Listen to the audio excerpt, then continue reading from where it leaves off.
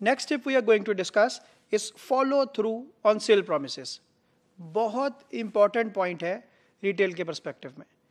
आप कभी भी एज ए रिटेलर अपने स्टाफ के प्रोमिसेस को यू नीड टू वाउच कि कोई ऐसा प्रॉमिस वो अपने कस्टमर से ना करे जो कि फुलफिल ना हो सके। जिस तरीके से हमने एक और टिप इससे पहले डिस्कस की जब हमने प्रॉमिस लेस और डिलीवर मोर की बात की, तो एक्चुअली वो बहुत कनेक्टेड है इस पॉइंट के साथ भी।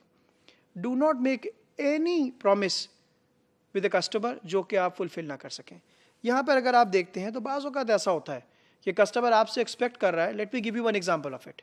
कस्टमर आपसे एक्सपेक्ट कर रहा है कि आप सुबह 4 बजे इस फ्रेश प्रोडक्ट को मुझे डिलीवर कर देंगे,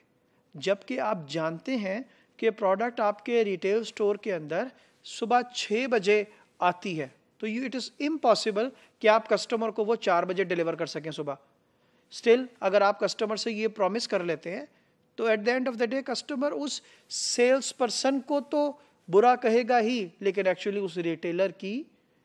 जो साख है, जो गुडविल है, जो नाम है, जो रेपुटेशन है, वो सफ़र होगी। सो नॉर्मली आपको इस बात को हमेशा जहन में रखना है कि जब भी एक सेल्स पर्सन, जब भी एक एसोसिएट, जब भी एक स्टोर का स्टाफ किसी कस्टमर से कोई प्रॉमिस करता है तो एक्चुअली वो ऑर्गेनाइजेशन के बिहाफ के ऊपर प्रॉमिस कर रहा होता है। So you need to make sure कि वो तमाम प्रॉमिसेस जो आपका सेल पर्सन या आपका ऑपरेशंस का लड़का, आपका एसोसिएट, आपका सुपरवाइजर किसी कस्टमर से करता है, so you need to make sure कि वो सारे प्रॉमिसेस जो हैं वो फुलफिल हो।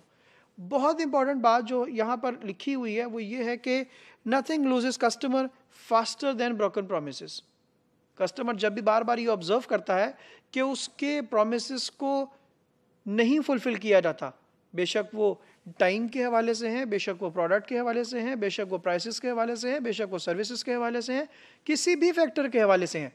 अगर कस्टमर को ये प्रॉपर रिस्पेक्ट नहीं दी गई कि उसके प्रोमिसेस मीट नहीं किए गए, इसका मतलब यह है कि you will loose actually these customer.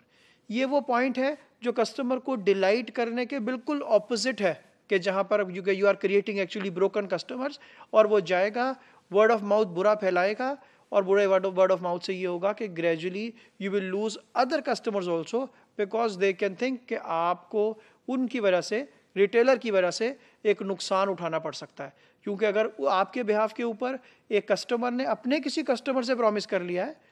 और वो प्रॉमिस फुलफिल नहीं हुआ, तो एक्चुअली पूरी चेन डिस्टर्ब होगी, जो कि एक अच्छे रिटेलर की साख को, गुडविल को ख़राब करने के लिए काफ़ी है। So as a retailer the most important part कि आपने अपने प्रोमिसेस को फुलफिल करना है, and you need to ensure कि आपका स्टाफ जो भी प्रॉमिस कर रहा है आपके कस्टमर के साथ, आपने उन प्रोमिसेस को फुलफिल करना है।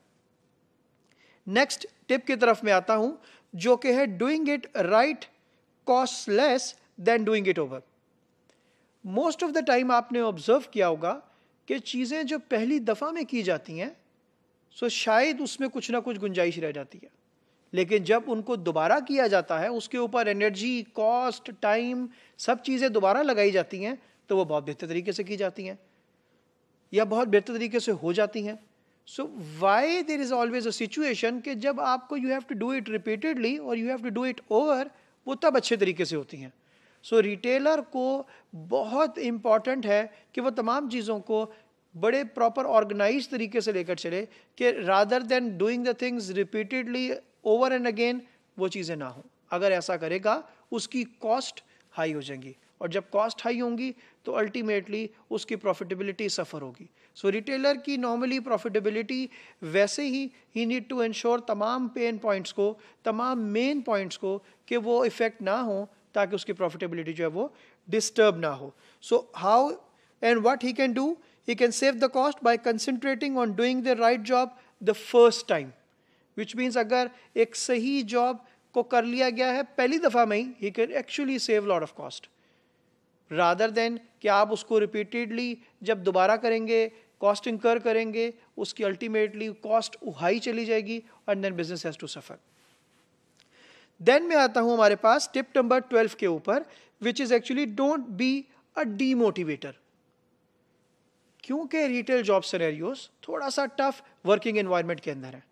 You have to be on toes actually every time, because every time you are interacting with the customer. अगर आप सुबह 9 बजे ड्यूटी के ऊपर आए हैं, so you have to be fresh till the time you leave your duty on job. तो ये सारे इस working duration 8 hours 10 hours of customer interaction के अंदर you have to be very careful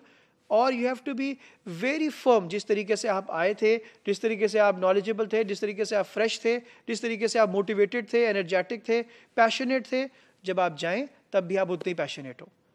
most of the cases में observe किया है, because of the working environment, because of the tough schedules, supervisors और मैनेजर्स सम टाइम ऐसा होता है कि दे एक्चुअली से सम वर्ड्स जिससे एक एम्प्लॉई डीमोटिवेट होता है. जब एक एम्प्लॉई फ्लोर के ऊपर डीमोटिवेट होता है तो एक्चुअली वो एक ऐसे कस्टमर्स को हैंडल करता है जिससे आपका कस्टमर जो है वो अनहैप्पी होता है, और अगर कस्टमर अनहैप्पी होगा resultantly you will lose your business. So do not be a डीमोटिवेटर.